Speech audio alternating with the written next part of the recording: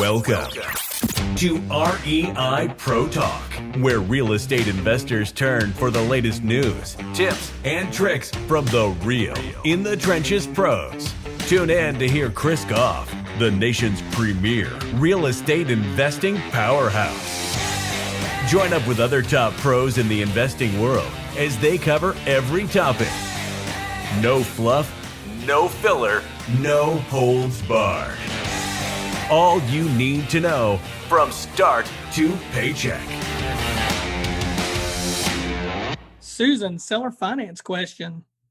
I know that, quote, subject to is basically subject to existing finances, correct? Meaning subject to the mortgage that's already in place. It also stays in the seller's name and only the title transfers, correct? A wrap wraps around an existing mortgage. Please talk a little bit about a wrap and where and when you should use it. You can do a wrap in any state, right? Thanks so much and appreciate you guys. Yeah, so thanks, Susan. And I want to try to break this down as easy as I can, because actually, Bo, these are things that I think a lot of people get confused on, the seller financing in itself. But it's the concepts where you throw in the wraparound mortgage, you throw in the subject tos, you start throwing in all these different things, and it seems overwhelming. And, everyone calls it something different. It's quite strange. But what I thought I would do is really define exactly what these pieces are. So and then I'm going to really answer your question here at the end. But so buying a home subject to the existing mortgage, what does that actually mean? And a lot of people have, they call it sub to, or, they call it all kinds of different things, but it's not really a strategy. It's not really anything more than a sentence that goes in an agreement. So when does this take place? So it means the seller is not paying off the existing mortgage. Instead, the buyer is taking over their payments. Now, keep in mind, they're not qualifying for the loan. They're just going to start making these payments. The unpaid balance of the existing mortgage is then calculated as part of the buyer's purchase price. So if the seller still owes $100,000 on the house, we still, we might be buying it for $150,000. Okay, it could be worth $200,000, but we're still paying on that original $100,000. So under a subject to agreement, the buyer continues making payments to the seller's mortgage company. However, there's no official agreement in place with the lender. So keep in mind, when we seller finance, the owner that has a mortgage on the property, it's still in their name. Okay, we're not taking over their loan. We're just making the payments on the loan so it stays current. Okay, so the buyer has no legal obligation to make the payment. Should the buyer fail to repay the loan, the home could be lost to foreclosure. However, it would be the original mortgage name, which is the seller. So I want you to think about that for a second. Basically, we are promising to continually pay on your loan. But if I stop doing that, the loan is not in my name. It's in your name, Mr. or Mrs. Seller. Okay, so that's what subject to is. And it's nothing more than a sentence that goes into an agreement. So what is a wraparound mortgage now? So wraparound mortgage, more commonly known as a wrap, is a form of secondary financing for the purchase of real property. The seller extends to the buyer a junior mortgage, which wraps around and exists in addition to any superior mortgages already secured by the property. So if there is an original loan for $100,000 that the seller has, we are literally creating a new agreement, which is nothing more of a price. I want people to think of it's a number.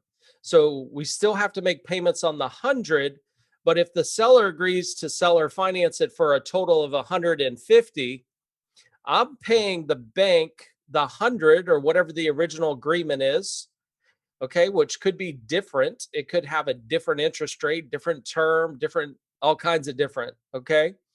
And then the difference between the 100 and 150, I'm paying the seller, okay? Because that's you can look at it as their profit. The whole picture for the investor is 150. Okay, so that's when we're going to use a wraparound mortgage. Now, if you go to the next slide, I want you to think about this: a seller without a mortgage. So a seller owns it free and clear, and they are going to seller finance us the property. So we're going to create a note. It's basically, I promise to pay this much for the property at this interest rate, monthly payments for this long, and it's going to be amortized this way. Okay, so that's kind of the agreement. Number one, the deed goes to you. There is no sub 2 clause because there is no existing financing on the house. So there's no need to have that particular clause. There's no wraparound agreement because there's no existing financing on the property at all. There's nothing to wrap. It's just a seller finance agreement.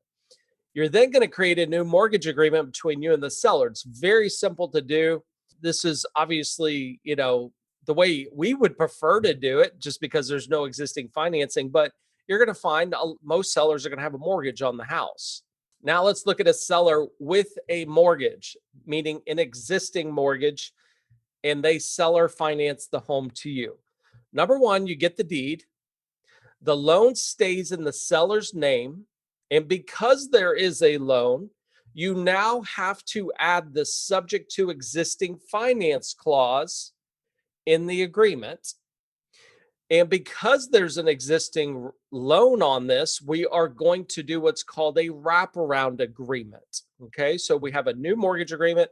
We have the wrap that includes an existing loan terms plus any additional price, interest rate, and terms on that. So as I said before, if there's an existing loan for 100, but the seller wants 150, we're still paying on the original terms that the owner and the bank has, but the seller's getting that additional 50 paid out in how much down, the interest rate, the term, and so forth. So we have to have what's called a wraparound agreement. So just think of it this way. When there is no existing mortgage, there is no sub 2, there is no wraparound, there's nothing but just a new mortgage agreement. But when there is a mortgage, you have to have all this additional stuff. So I hope, and that wasn't just for Susan, by the way, I was trying to educate everybody because to me, this is one of the most confusing things for most people is, and I get it because I've heard some of the YouTube videos out there and people, I'm going, what did he just say? I'm confused on what they were trying to say. So try to break this down as simple as possible. A sub 2 is not a strategy. It is a sentence. That's it. That goes into the actual agreement. You have to have a wrap because you're basically, what you think, you got a loan over here, but now we're creating like a new mortgage over here. So what we're going to do is do what's called the wrap. So it's kind of wrapping around the original loan on that. So I still have to pay on the original loan, and I still have to pay the difference, whatever that difference in the wrap is, to the owner as well. So I hope that broke it down for everybody, and I hope it answered your question, Susan. As far as can you do it in every state? Yes, you can do it in every state. I think you did a good job explaining. Thanks for listening to REI Pro Talk. If you've ever wanted to jump into the real estate game, get started with the #1 software for real estate investors on the planet, REI Pro. Start for free at www.myreipro.com.